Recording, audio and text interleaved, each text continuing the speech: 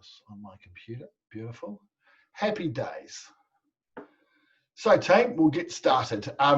Today, as you know, we're talking about strategy for hospitality, and it's cool that we've got two of the Waikato's biggest and best places today, which is cool. So we've got Mr. Pickles in the veranda, and Ivan, whereabouts are you from, Ivan? I'll take you off mute. I'm just from Hamilton. Oh, cool. Nice. Oh, welcome along, mate. G'day. Cool. So this is seminar number 2. There are 3 seminars in total. Did one a couple of weeks ago called Back in the Habit, all about habits and the way that your customers form them, and people talk about customer loyalty, and we just talked about customer loyalty and habit and how they work together. So if you want a copy of that, flick me an email, matt@thecafedoctor.com, and we can talk about, I can send you out the link to that, to Back in the Habit. I had lots of really cool feedback on that.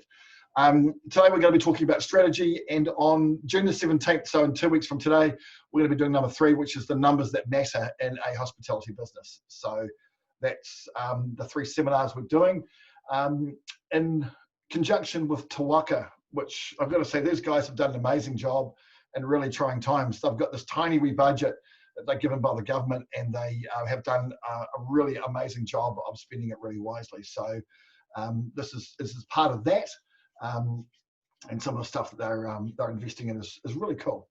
So yeah. So today we're going to be talking about strategy, what it is and what it isn't, how it fits and where it fits in your business, the difference between vision, strategy, and tactics, and how they all work together, and some hospitality strategies that are working right now, both in New Zealand and overseas. We'll also talk about some generic business strategies, which are really handy to understand. So we're not just going to keep it the examples just to hospo. We've got some other examples of really good and really bad strategies. We're also going to give you some examples of some really good and really horrible strategies that have worked in the past. So that's what today is all about. A little bit about me. I am a business coach. I've been doing this for ridiculous sums of time, 17 years now.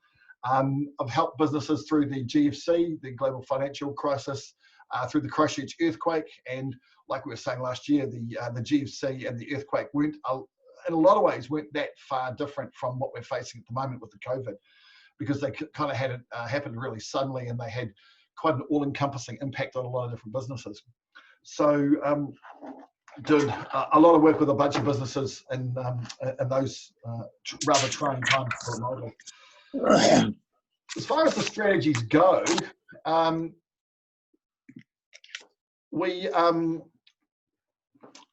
done a lot of work in the past on strategic planning for different types of businesses. The biggest businesses that I've worked with have been an oil company up in Canada, and they had a turnover of $85 billion a year, and we looked at different strategies for them, and right down to the really smallest business, which was an accounting firm, just a one-man accounting firm, which turned over 250,000. But the sweet spot and the place that I deal with most of the time is in that sort of $2 to $5 million turnover business. That's where I really have an affinity with the owners and that sort of thing. So I used to do a lot of work in countries around the world, and used to work with the Prince in Dubai and that sort of stuff, doing strategic work. But really, I've kind of settled in the hospitality industry and in businesses sort of between 2 and sort of 10, maybe $5 to $10 million. I've got 3 resources that you can, if you're interested, find out more about. I wrote a book on psychometric profiling. So if it's of interest to you, you want to find out more about your staff and how to manage them effectively, and how to communicate with them more effectively and that sort of thing, then I can flick you a copy of that in digital form. I wrote a book on strategic planning that you can see in the middle there, the Strategic Planning Playbook. And a lot of the stuff that I'm going to go over today is taken directly from that. That's actually at my publishers currently at the moment. We're going to turn that into a resource for business owners, so they can do that. They can do their strategic planning for themselves. And on the right-hand side, about 6 or 7 years ago now, I wrote a recruitment program for businesses, taking worldwide best practice and showing people how to recruit people and get the right people on their team. So done a bit of that sort of stuff. But my passion really is in strategic planning and working with businesses on strategy, and we'll go over some of those businesses today. So I've got a business you may have not heard of it. You may have. It's the Cafe Doctor, and really the goal of the business is to help you guys in hospo get more time, profits, and freedom in what you do.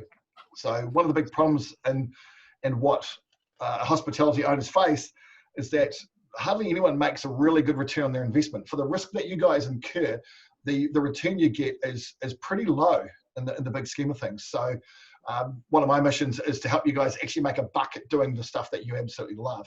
So it's really about giving you more time off to actually enjoy your life, give you profits, and ultimately just give you freedom. So that's what that's all about. You may have joined, you may not have joined Cafe Owners NZ. This is the largest group of hospitality owners in the country, which is cool. The private owners only forum, that one down the bottom there, is the place to go for owners. You got to pass a few questions and we check out and make sure that you are actually a hospitality owner. There's a free buy and sell, which we've had for some reason. About 30 people this morning want to join. I don't know why, but there's a whole bunch of stuff there for sale, and you can jump on there and do that. And there's a general forum and discussion group and that sort of thing. So if that interests you, you can do all of that. So we were swimming along quite nicely at the start of the year, and it was all going rather well. And then COVID-19 came along and buggered up everything. And we've had to learn up new phrases about pivoting and renewing our strategies and a whole bunch of different things since that's happened. So it's been quite an interesting year, to put it mildly. And today we're going to focus on some strategies that will actually help you. We're going to get 5 strategies that I'm going to take you through that are working for my clients and other businesses right now. So we'll get to that. But first, before we get into it, strategy is a word that's used and it's thrown away a lot. And people don't actually understand, a lot of people don't understand what strategy actually is. So let's start there. So what is strategy? Well, it's really simple. It's a plan of action to achieve a long-term goal. It's really simple. It's a plan of action. It's not the actions, it's a plan of action. Sometimes it's about developing new capabilities within the business. Sometimes it's about entering new markets. Ultimately, though, your strategy should be about transformation, transforming your business from what it was into what it needs to become in order to hit your vision. So that's, in a nutshell, what it is. There's a couple more definitions we'll work through. And where does it fit? Well, it kind of fits in the middle of, I talk all the time about vision, strategy, and tactics, right? So, and there's a difference between all of them. So vision, strategy, tactics. Vision is the place where you want to take your business. So, for example, the veranda, for example, I know that Matt's here. Sorry, the guy from the veranda's here, which is cool. He might have a vision to be the highest turnover, or the biggest, or the most successful, or the most weddings, or whatever. That's your vision. That's the place where you want to end up. That's the goal. People often talk about them as BHAGs, big, hairy, audacious goals, that type of thing. So that's the vision side. Your strategy will take you towards that. And it's big stuff. It's stuff that you can't actually do in one quarter. More than likely, it takes 2, 3, 4 quarters to actually implement a strategy. That's the big things that we work on. And then we've got tactics. Tactics are the actions and the things that we do that support a strategy.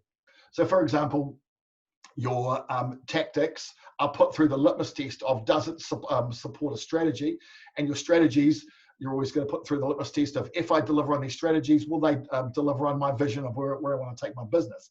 So there's a litmus test in all of these, going up and going down. So when you're looking at the strategies that you want to employ, and there's a whole mountain of them that you can actually take a look at, you've got to make sure that it actually starts to move you in the direction of your vision and actually delivers what you want from a business owner's perspective. So another way of looking at this is the simple questions of why, what, and how. Now, I don't know how many of you guys are big readers, but Simon Sinek wrote a book called Start With Why. Have you guys all read that? Yeah? No? It's not a bad book. And he goes, why, how, and what. I've changed that. I go, why, what, and how. And if you will, if you think about the vision, so the vision, strategy, tactics, this stuff here, vision is the question of why are we going in this direction. There's normally 3 components to vision, which is your core values, your core purpose, and your big, hairy, audacious goal. Your strategies, the what do you need to do to achieve your goal, your vision, are all about the answer to the question, what are we going to work on? And then the tactics is how are we going to actually deliver on our strategies. Does that make sense?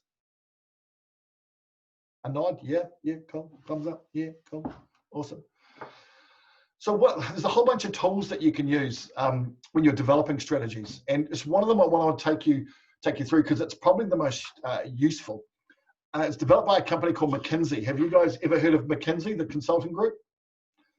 One of the most expensive consulting groups in the world. They're very clever boys and girls, and they came up with a 3 horizons model. The 3 horizons model looks at your business from where you are now, where you're going to be in a short period of time, and where you're going to be long term.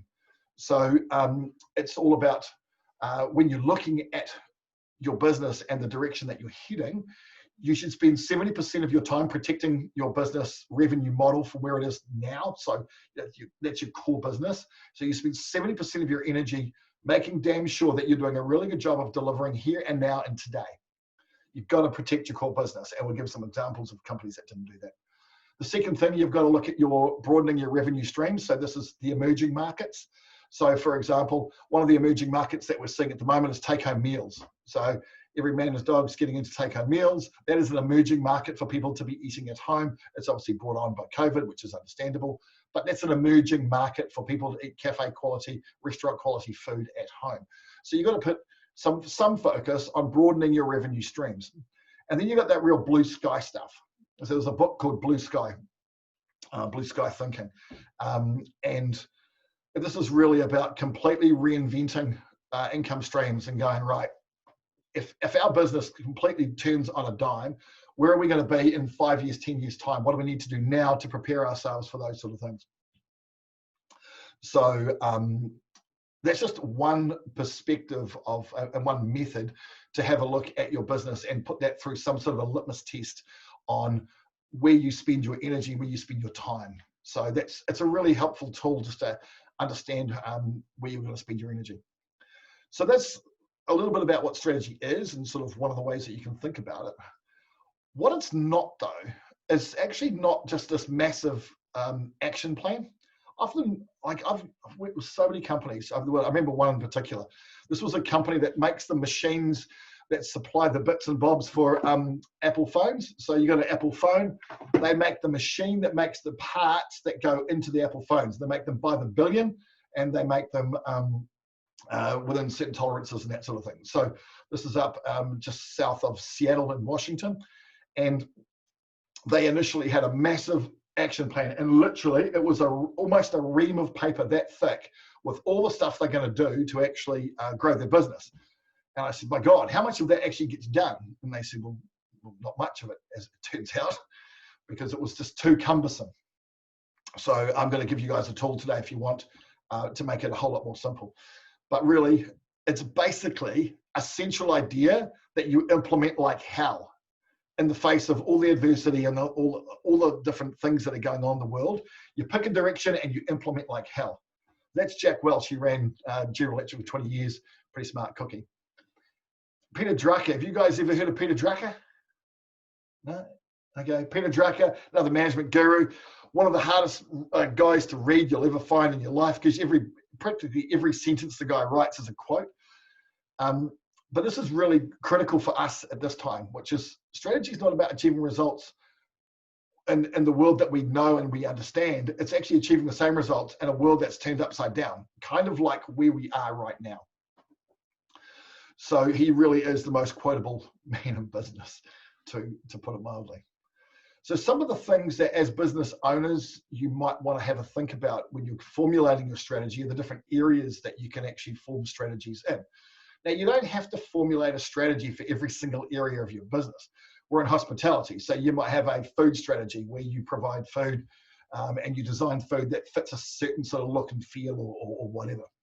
But there's a bunch of different strategies that are used by all different companies in all different ways to achieve different visions and different outcomes. And some of those are here. So these are all examples of strategies that I've worked on with businesses over the last sort of 6 months. I just went through all the strategic plans that I've done and just sort of cherry picked one of the most common things that we actually work on. So as you can appreciate, there's the owner's exit. Often exit strategies are discussed and worked on really Really importantly at the moment. Staff retention, if you've got a staff retention issue, you can come up with a strategy to retain people. Recruitment, business risk at the moment. So I've got clients that for years, so I've got a client who I've been working with for 11 years now. And one of their strategies is all about business risk. And they have what's called a rainy day fund. And they put $350,000 into a rainy day fund, which is 4 months wages for the staff. When COVID-19 came down, they had to shut down the business, or 80% of the business they had to shut down. They said, well, we've got this rainy day fund for a rainy day and it's about to start pouring. Interestingly, they didn't actually use any of that money, but they had it there, and their understanding of business risk led them to have this little pot of gold, which they could have actually used if they needed to. But that's what their strategy was for business risk, is to absolutely mitigate it, know that we can pay all of our bills. And so the tactics they used was build up a pot of about 350,000. Obviously, there's customer retention strategies, there's distribution strategies. We're looking at a lot of distribution strategies at the moment. We'll talk about those and the strategies that work a bit later on. But those are some of the sort of things, the headings that you can sort of develop strategies around. Now, strategy is as much about what you choose to focus on as what you don't choose to focus on. You can't focus on everything. So the general rule of thumb that I use when we're developing strategies with businesses is you don't want to be focusing on any more than about 3 or 4, at the most 4, different strategies at any one time. Because quite frankly, you can't do everything. You've got to cherry pick the things that are going to have the biggest long-term payoff for your business. And you can't do, like, for example, all of those things that are laid out in front of you. You simply can't do them all at once. So you've got to pick what you do and when you do it.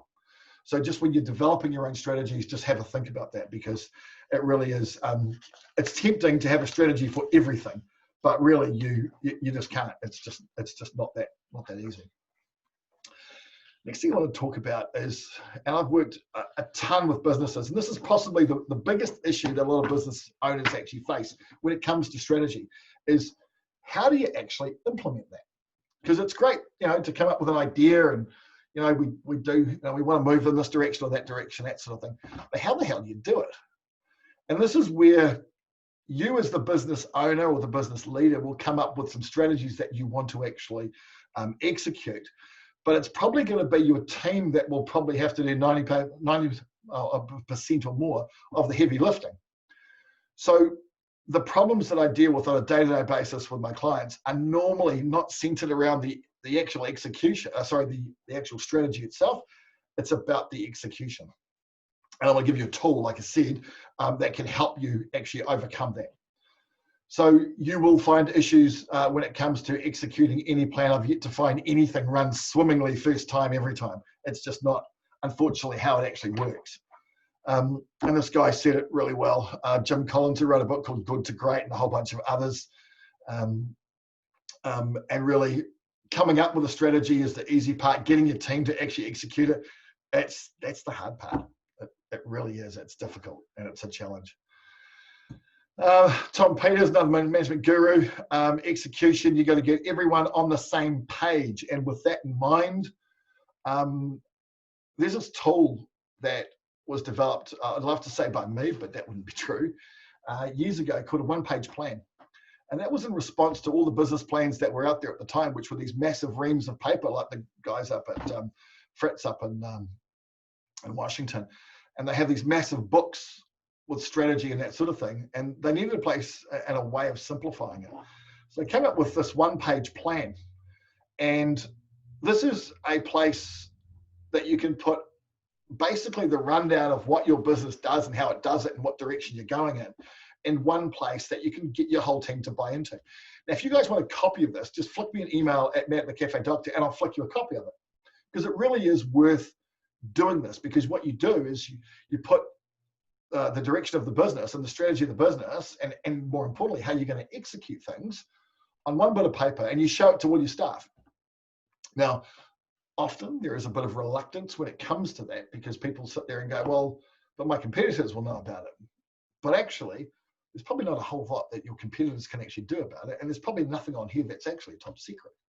So this is a place that you can put the direction of your business and get your whole staff aligned to what you're actually trying to achieve. Because you've got the business as usual stuff, which is there's a little bit of that is captured on the right.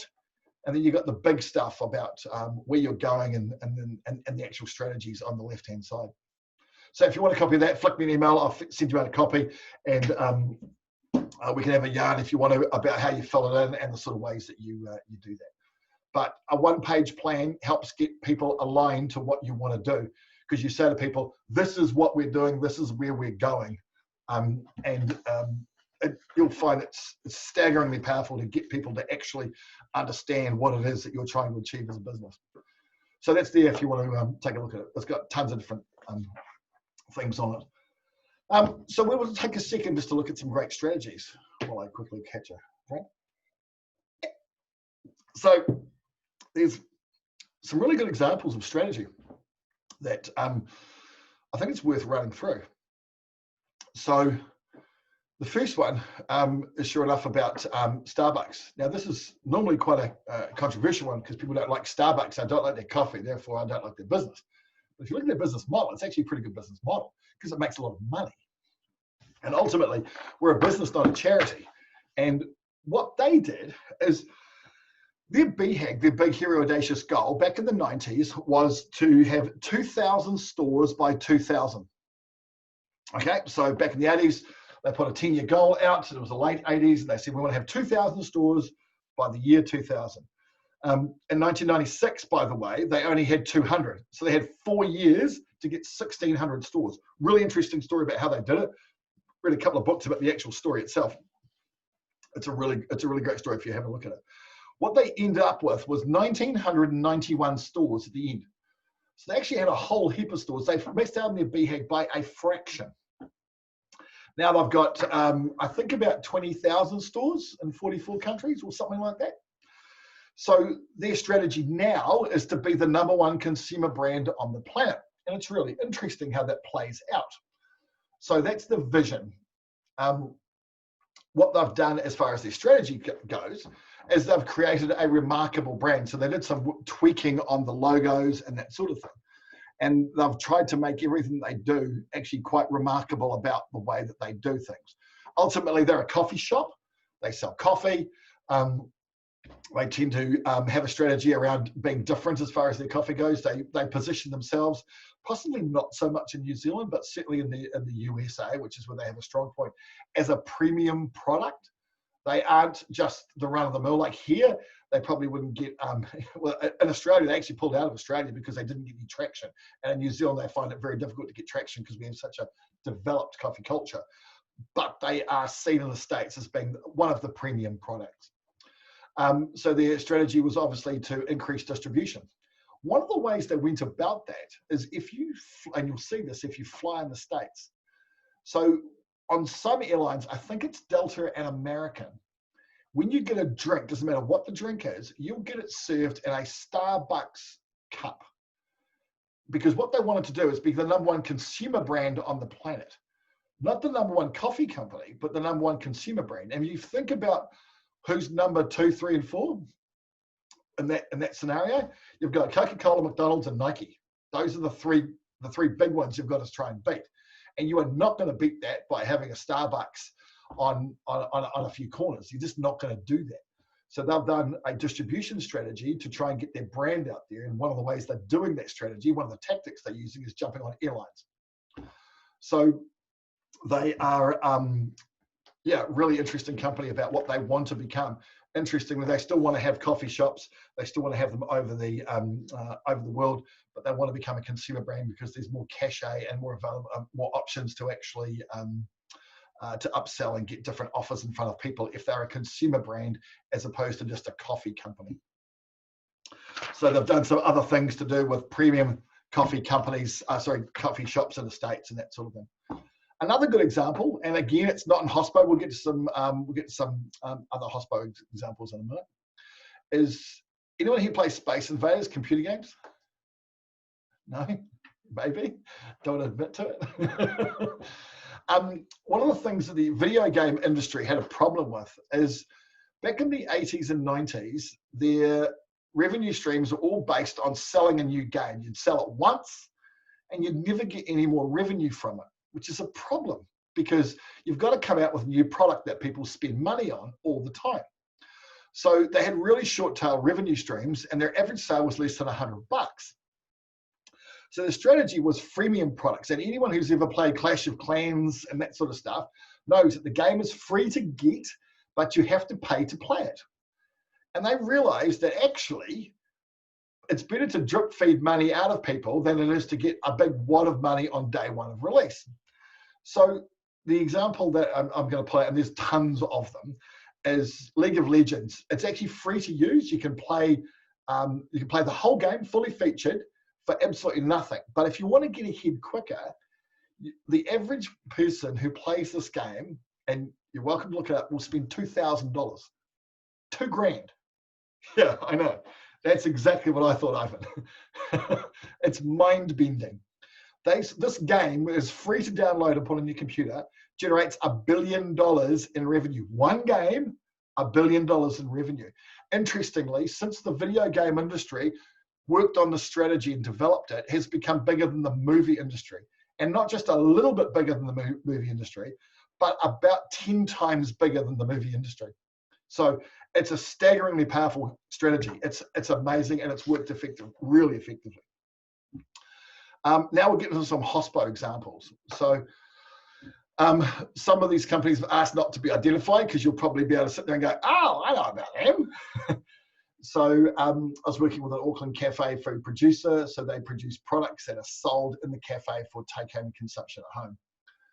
They reached a ceiling of how much they could actually sell through the current site that they were in. And they didn't want to set up a whole bunch of other sites. They just wanted to have one site that they work on, and they had a production kitchen in a different site. So the strategy was to increase distribution. So what they did is they strengthened up the brand of the products that they sell. And these products are being sold in the Waikato right now, funnily enough, and put them into a wholesale retail model. So they sell to other cafes and food shops and that sort of thing. And now they're in about 35 different places in Auckland alone, and I've counted 3 in the Waikato already. So they've looked at the market and said, okay, we can't do any more in our current site. We don't want to get any more sites because there's risk associated with that, and they don't want to have to manage all these people. So we're just going to sell these products that we make to other people. So they got some economies of scale in the production of the food they make and sell. They also got a heap of additional revenue. So they're now generating, from what I gather, the last time I spoke to them, more than $1 million a year in additional revenue at some really healthy margins. So that's just one example of a problem, but reaching that sort of top level of turnover and how they got around that. Another place, this is actually Wellington. So there was a high-end restaurant that was constantly, they felt like they were being overlooked. Now, Wellington's got some really, really cool restaurants. It's got some great spots. And they always felt that they had the same quality of food, but they weren't taken seriously. They weren't considered to be in the same category as everybody else. So they were overlooked by their target market customer, and because that person, they understood, they did a whole bunch of work in the target market, they actually figured out that there's a bit of brand association work they could do. So they hired a name chef, so a chef with his own personal brand, and they got that person in to design the new menu. They then marketed his new menu, and their turnover doubled. It increased 100% practically from the day that they did it and started marketing it. They went from being the place that you'd probably go to if you've been everywhere else to the one place in Wellington where you have to go if you are of a certain target market. And that was really, that started the end of their problems. It was fantastic, and it worked really well for them. So those are some strategies that worked really well. They may or may not have some relevance to you. We got some examples of some really crappy ones. This is always fun to have a look at.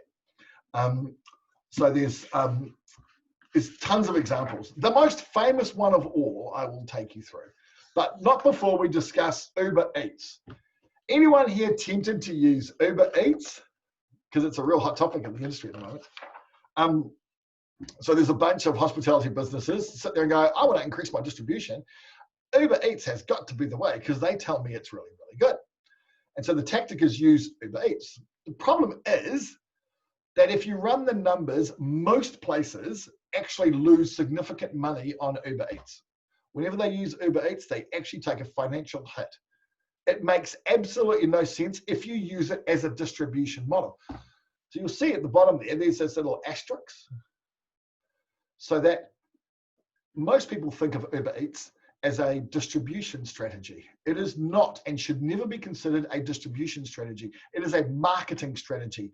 It is about the acquisition of new customers who haven't tried your business before.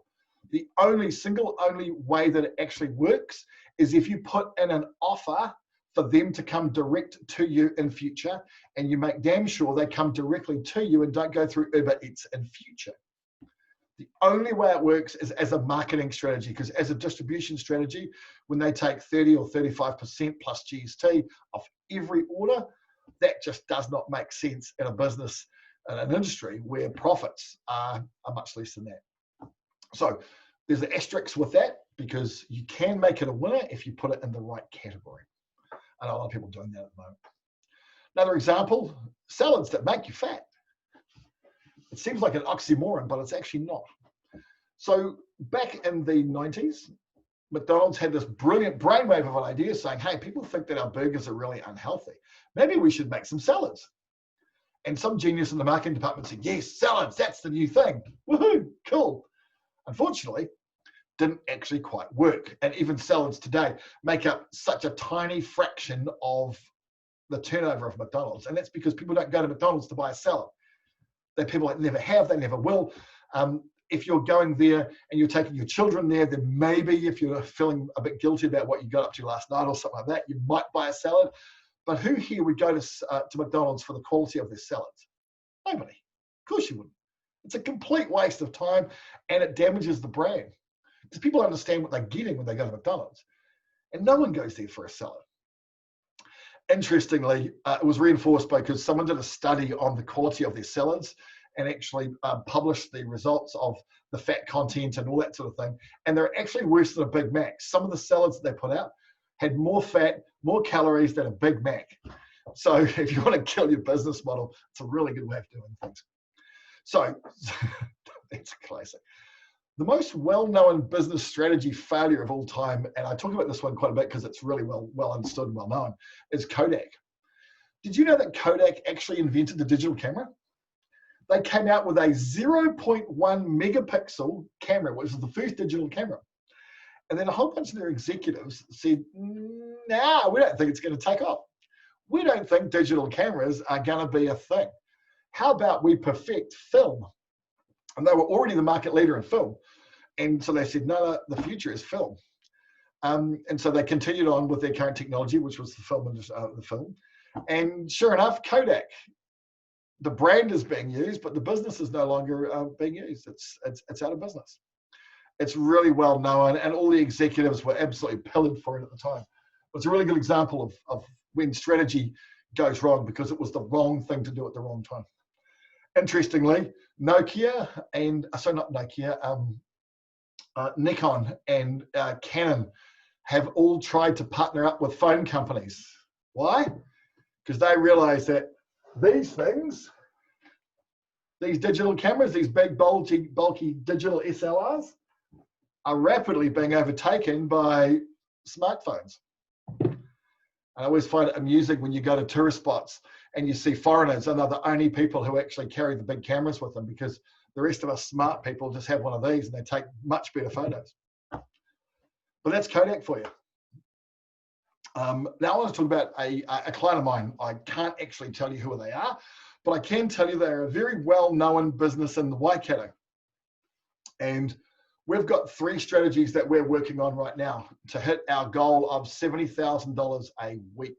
So the goal is 70K a week. There's some other things that are associated with that goal, but the numerical goal that's driving a lot of this is 70K a week. So one of the problems they have is retaining staff. And so the tactics they're actually using to deliver the strategy of retaining staff over a long period of time, one of our KPIs is average staff tenure of more than 2 years. is to provide a pathway to ownership. And there's some other stuff that we're doing around that. The next strategy that we're working on is to diversify incomes. And the tactic is currently we've got 3 distribution models. We're about to go to a 4th one. So they want to diversify the incomes away from just normally you go to this place and you eat in and that sort of thing. That's an old model and it was working. And 2 years ago, we started replacing that with these distribution models. And since COVID, obviously, we've really kicked that into gear.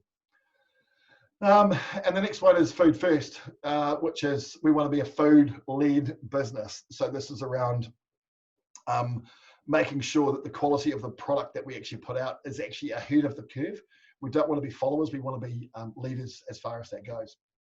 Interestingly, I've been working with this business for a little while, and that $70,000 a week on average, which by the way, in summer is sort of 100, 110, and winter is sort of 45, 50 for a $70,000 a year average, looks quite realistic, not next year, but the year after.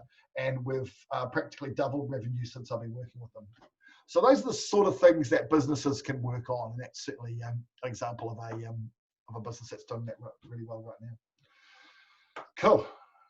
So let's get on to the 5 strategies that are working right now. So obviously COVID-19 turn the world upside down, bunch of different things. What you've done is not working. What you're going to do going forward is whatever that is. But these are 5 things to put in the back of your mind and figure out how could you actually utilize them. So the first one is, and I hate this with a vengeance. My first seminar that we did was back in the habit about developing habits, and buying customers is great for forming habits. So giving discounts and loyalty cards and that sort of thing. By the way, loyalty cards is an oxymoron, but we'll get to that later and maybe another session. But buying back customers by giving discounts and incentives for repeat purchases, I hate it because it gives away margin, but it does work in the short term, and it's working to get people back in the habit of coming and seeing you.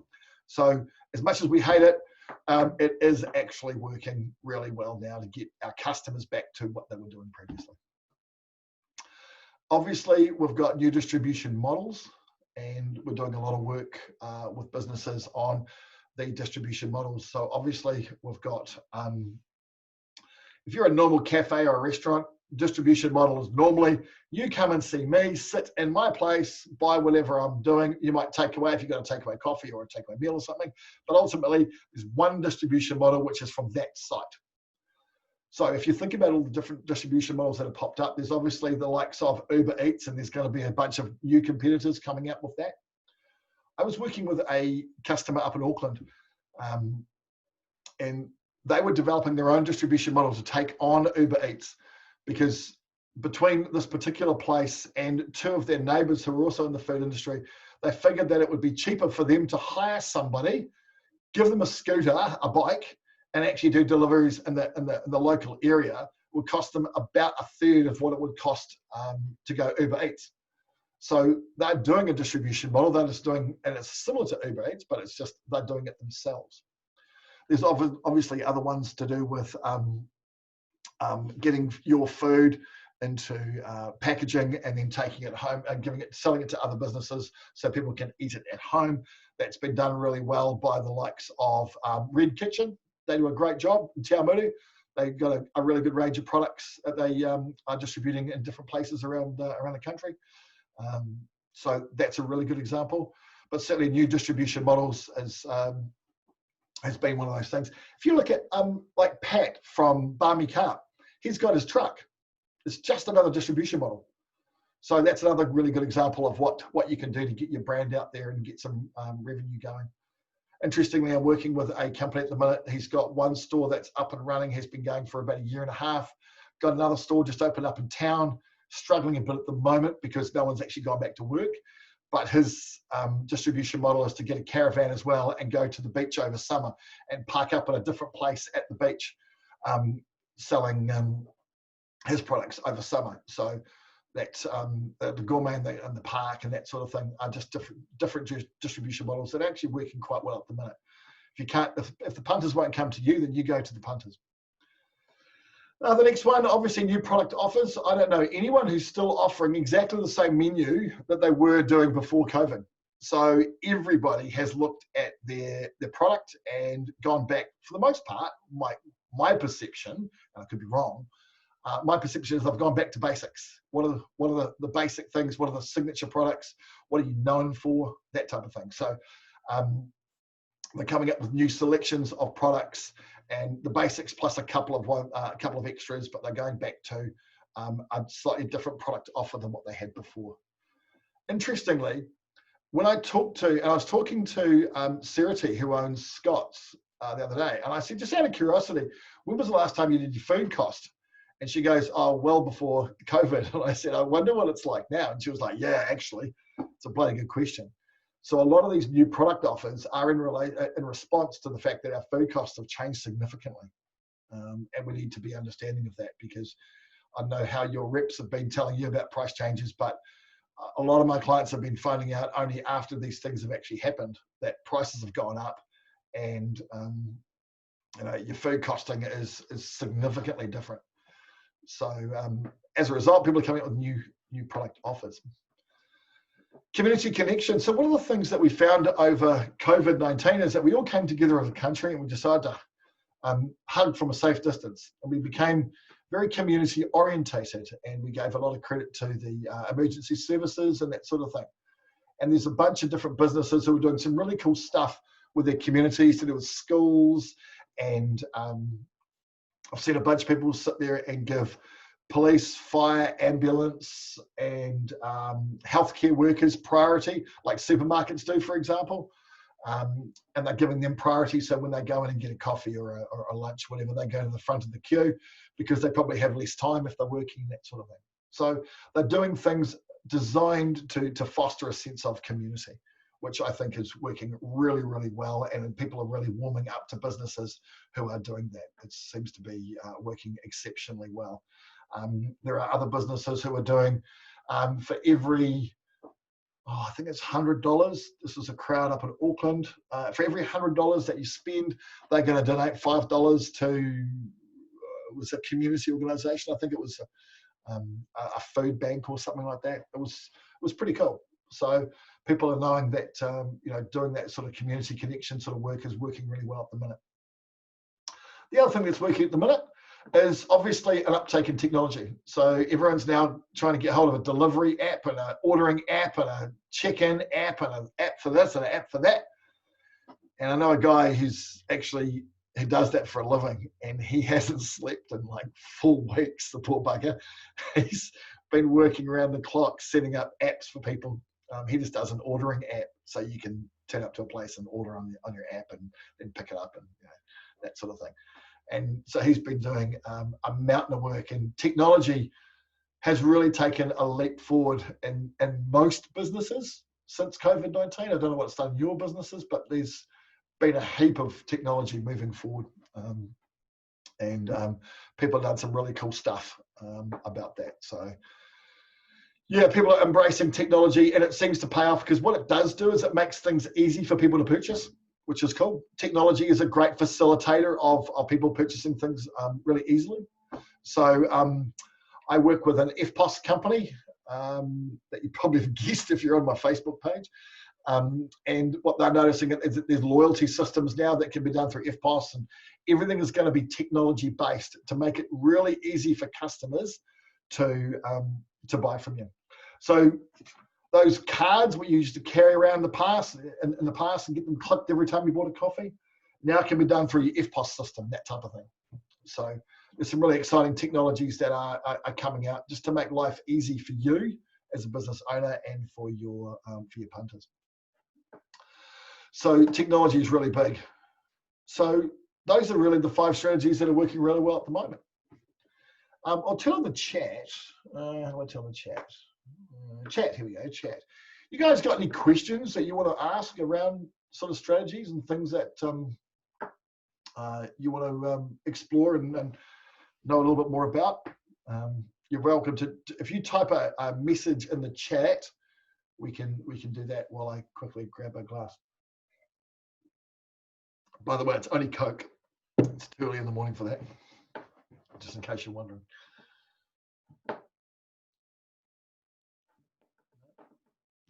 We'll see if something comes through. Oh, that's pretty good, isn't it?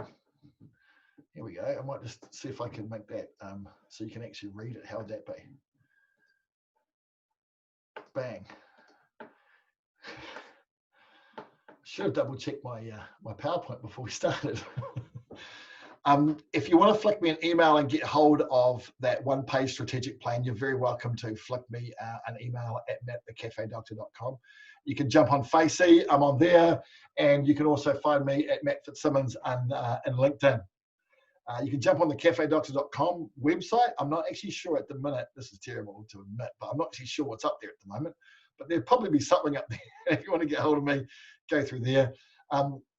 Otherwise, I will see you at Cafe Owners NZ, the Owners Forum, or maybe I'll see you in a couple of weeks when we talk about the numbers that matter, which is, again, that's the next seminar, which is on June the 17th, about the numbers. And I'll give you some industry information about the actual numbers that matter, and so you can actually compare your numbers against what else is going on throughout the industry. So if that interests you, we'll probably have a more effective way of signing up and make it easier for people to find this seminar. So I'll see you on June the 17th. There doesn't seem to be any questions, which is wonderful. I'll take that as a Matt, you explained it perfectly. No, I won't, but you know what I mean. I'll see you on June the 17th with that. Until then, go well. I will look forward to hearing your success stories. Have a great day.